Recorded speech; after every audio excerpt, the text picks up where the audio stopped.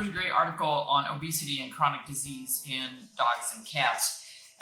So I know I've talked about this before, but I thought, well, you know what? This is one of those that we kind of need to beat it over the head a little bit. Because obesity and obesity-related diseases they run rampant in the human population. So it kind of makes sense that it would also run rampant in our pet population because we're in charge of feeding most of them. So in 2017 and 2018, 42.4% of Americans were considered obese, a staggering increase from the 30.5% 2 decades earlier. 42% of people are considered obese in America.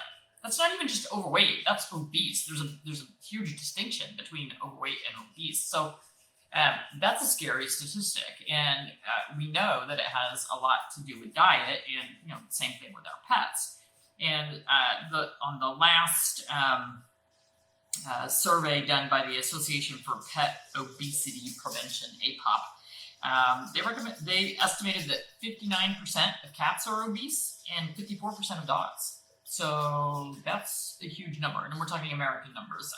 It may or may not be the same in other countries because I think we have a higher spay-neuter rate, and that definitely can contribute by removing those hormones. That can contribute to changes in metabolism and changes in how fat is processed and stored and how food is utilized in the body. So that could be one of the contributing factors, but mostly a lot of it has to do with diet for sure. All right, so let's see. This study looked at the difference between high protein diets, meat-based diets, like we recommend a lot, versus high carbohydrate diets. And, one of the things that was found is looking at the chemical pathways of how things are broken down. High protein diets utilize protein for continual maintenance of body tissues. And if there's more than necessary, the amino acids are used to produce glucose, which is sugar, via a process called gluconeogenesis. And that process requires energy. It's an energy-consuming process. So I'm not going to go into the biochemistry of it because it's kind of complicated. But high carbohydrate diets utilize glucose for the energy needs. But when cats consume excess carbs, there's an unnatural cascade of events. The cats have a minimal activity of one of the enzymes that helps break down the glucose. And so that leads to prolonged high blood sugars. Remember when we were talking about that study that looked at whether dogs were fed once a day versus multiple times a day, what that did as far as inflammatory disease processes within the body and longevity. And what they found was that the animals that had a fasting period, aka their blood sugar remained lower, had less inflammatory disease. So in kitty cats, when we're feeding them a high carbohydrate diet, cats more so than dogs, we get the cascade of events that leads to that prolonged high blood sugar level that we don't want.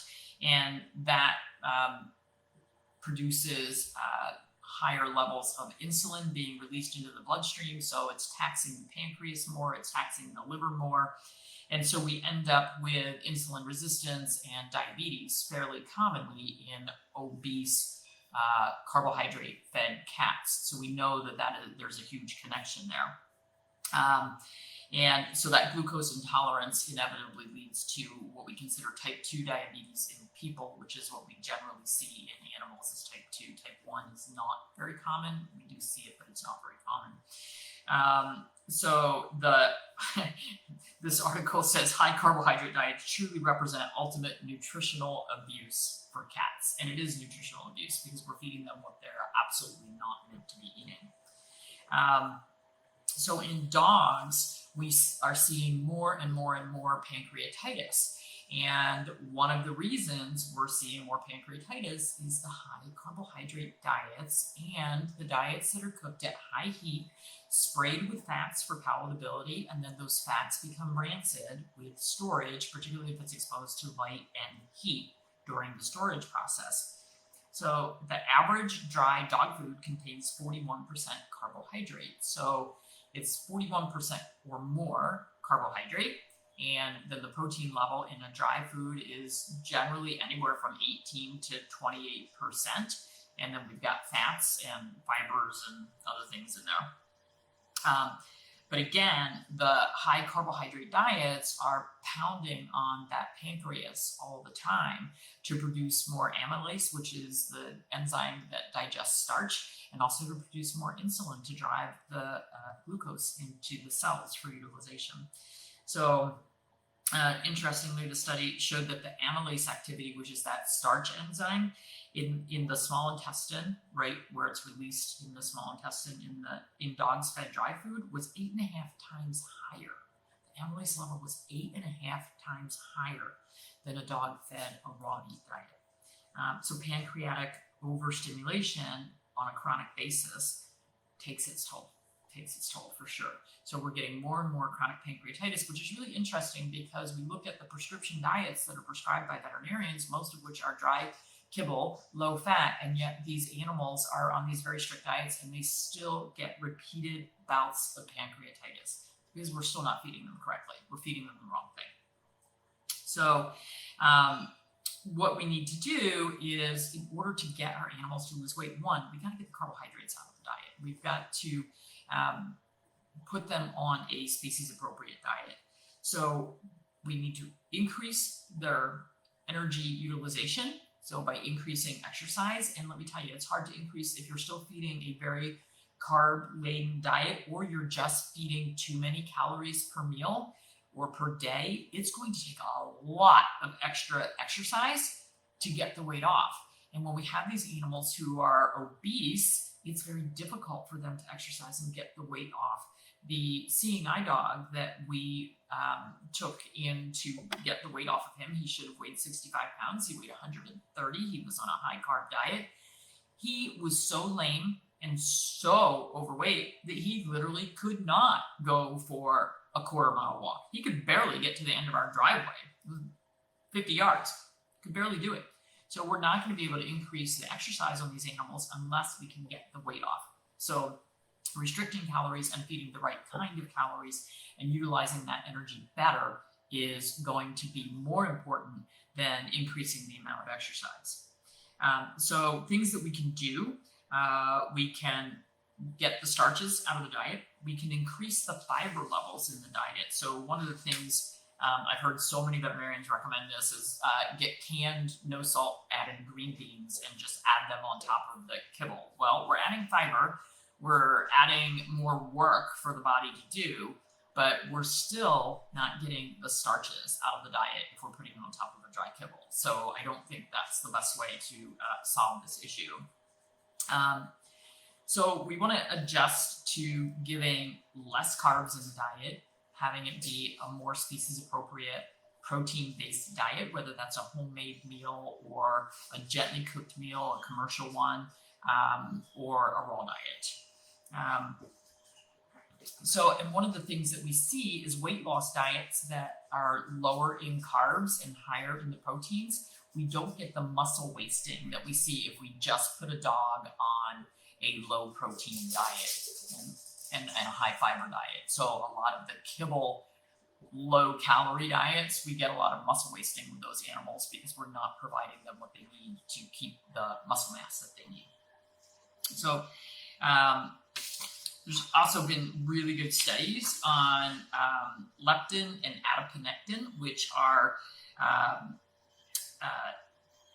hormones that are released by fat cells, and they play a huge role in inflammation. So when we have more fat cells, bigger fat cells, they're going to produce more of the hormones that promote more inflammation. So it makes perfect sense that when we have obesity, we have more inflammation, so we have more chronic arthritis, chronic pancreatitis, chronic diabetes, and other endocrine diseases. So it all goes hand in hand.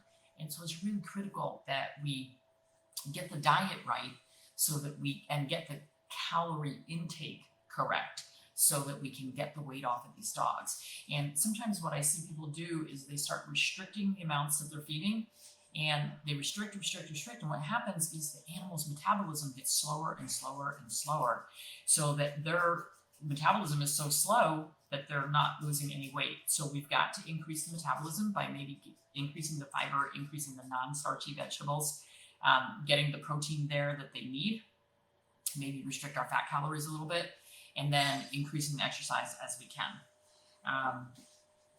So interestingly, here's a human obesity trend. It says people have been fed the dogma that high-fat diets are the source of most of our chronic diseases, especially obesity. Given the poor long-term success rates of low-fat, high-carb diets, however, this idea is being reconsidered, really. Carbohydrate consumption is now in question because of its connection to obesity and type 2 diabetes. Obesity is one of the strongest risk factors for developing diabetes. And obesity is second only to hypertension in risk factors for cardiovascular diseases in humans. Evidence suggests that obesity also correlates with a higher risk of several specific cancers, including pancreatic and thyroid cancers. These widespread issues are intrinsically related to consuming a high carbohydrate diet and the hormonal cascade of events that follow. So we see the same thing in humans that we are seeing in our animals that are fed the high starch diets. So interestingly, in the APOP, which is the Association for Pet Obesity Prevention, when they interviewed pet owners and veterinarians, only 28% of pet owners and 20% of veterinary professionals felt that a low glycemic diet is healthier for dogs. So we have a total disconnect even in the professionals who are prescribing the weight loss for the pets, and a disconnect in what the owners are being taught by their veterinarians and by commercial advertising. So I thought this was all really, really interesting.